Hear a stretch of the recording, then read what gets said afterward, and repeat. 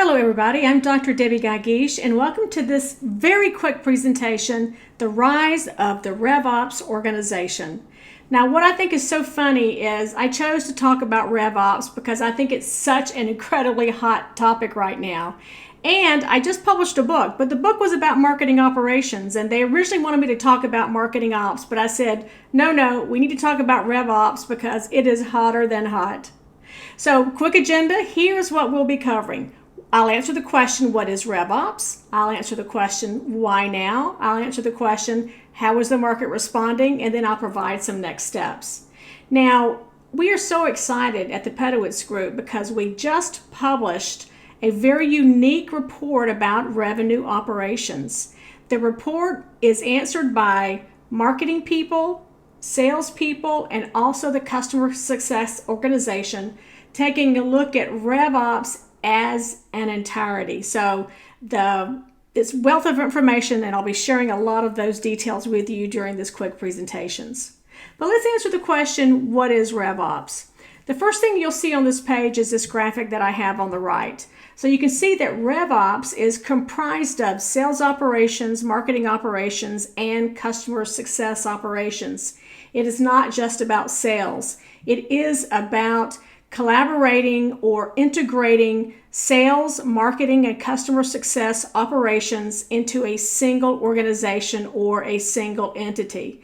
It's an end-to-end business process for driving predictable revenue through, again, that functional alignment of all of the customer-facing elements of the organization.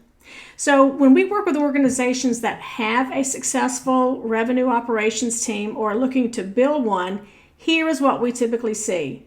The need for RevOps is driven 100% by the need to have one view of the customer and to have that shared and facilitated across all the customer-facing functions of the organization.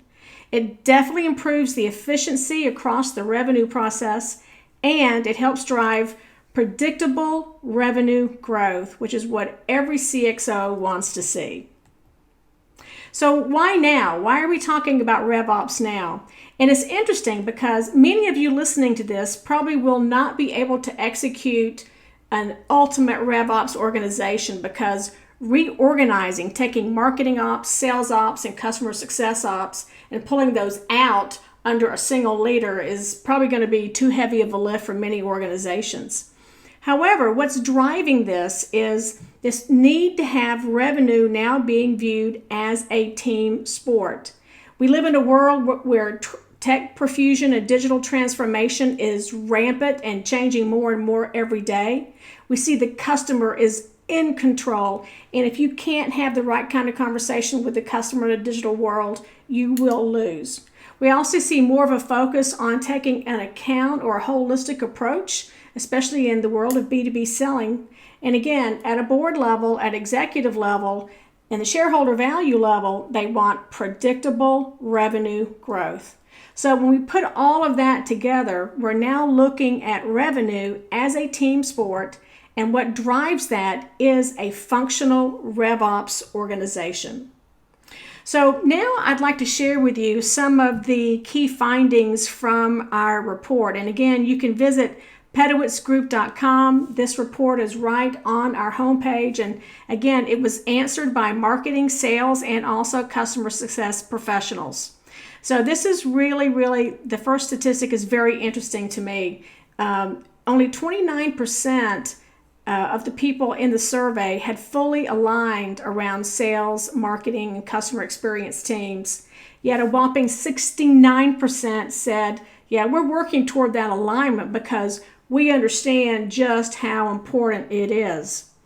These respondents indicated that misalignment was a huge cost factor and drain on their business.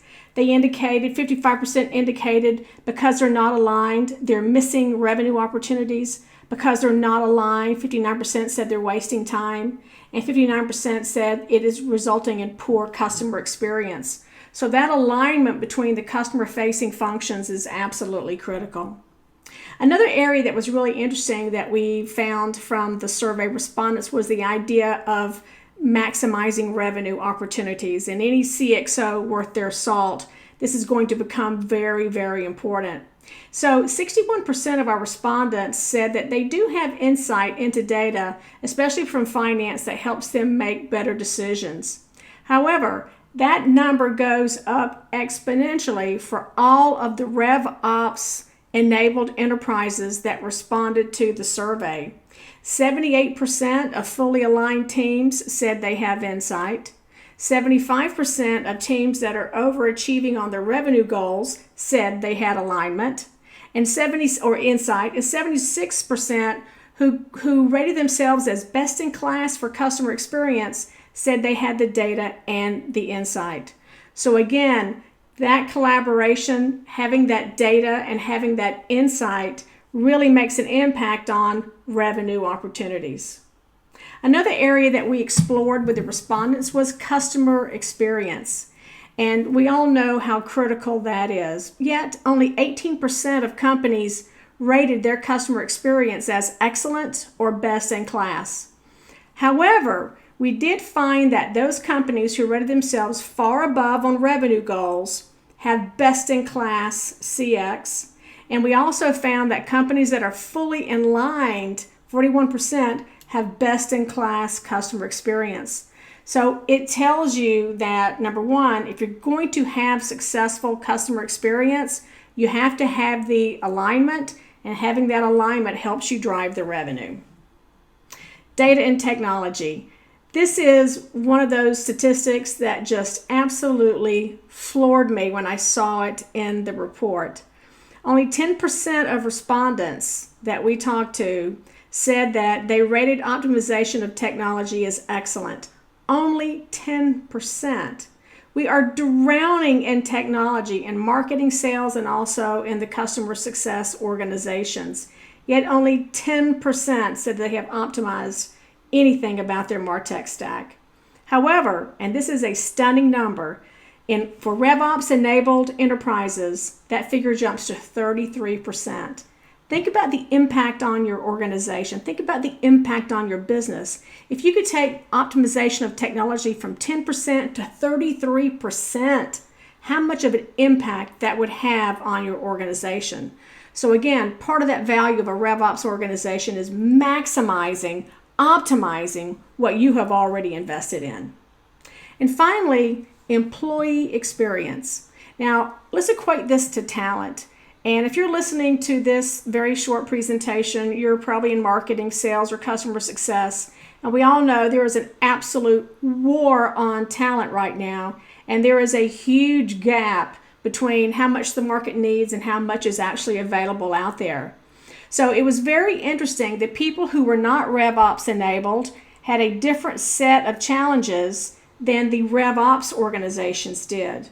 For the non-RevOps oriented organizations, they said their number one constraints were budget at 38%, poor employee experience at 33%, and lack of understanding of new skills required was 32%. On the other hand, for all of the RevOps enabled enterprises, their number one challenge was the flexibility of having remote office employees. So that is quite the dichotomy there between those RevOps enabled organizations and those that are not RevOps organizations.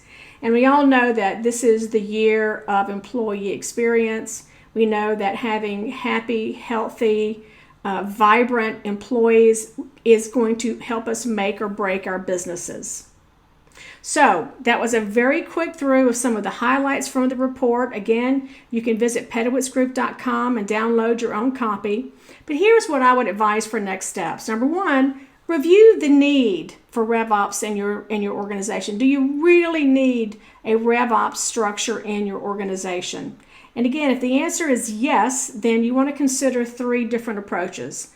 Number one, you can improve the collaboration that's already taking place between marketing, sales, and the customer success organizations. I will tell you that I am not a fan of this approach because this has been tried for years and years, and we don't seem to be making any progress in improving that collaboration and making a substantial impact on the business. My first recommendation to organizations is to take a look at building a center of excellence, a RevOps Center of Excellence. This is a dedicated effort, does not require you to reorganize where these operations teams actually live, but allows you to put into place a team of high-functioning experts under a common business objective so that you can drive to getting that one view of the customer, so that you can drive to getting that data and insights, and so that you can drive maximizing and optimizing the value of the investments that you have in technology. And of course, the third way is to just completely reorganize your business. I see this more in smaller, more agile companies. They actually have the ability, because they're small and they don't have a lot of legacy ways of thinking and serving the customer. It's just easier for them. And so they'll actually create a dedicated RevOps organization. So those are the 3 steps. I hope the last 10 minutes have been insightful and informative for you. We'd love to have you download our report called The RevOps Difference, where we interviewed marketing, sales, and customer success leaders to talk about the world of RevOps. So again, thank you for spending the time with me, and we'll see you next time. Thanks, everybody.